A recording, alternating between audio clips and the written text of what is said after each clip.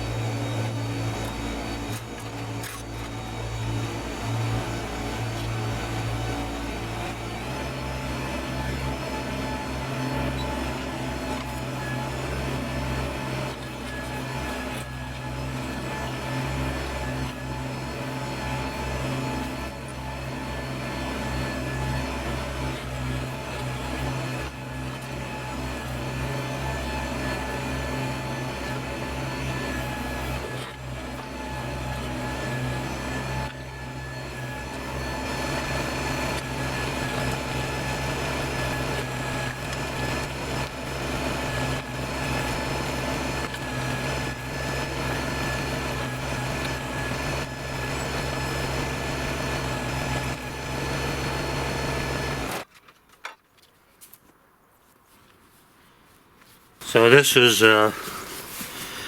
one leg of the chair that was buried in the ground. There was a cross member or two right here, and that's broken off right now. But there definitely seems to be some level of rot there. This is pressure treated wood.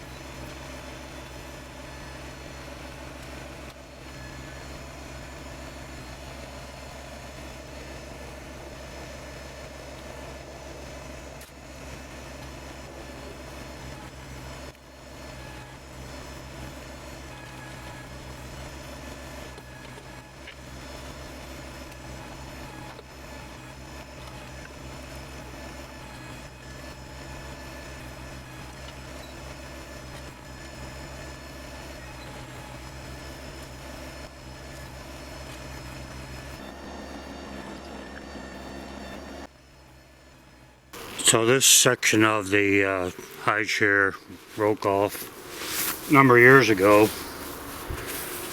Right here,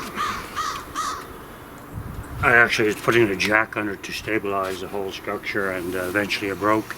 So I'm going to replace this section right here.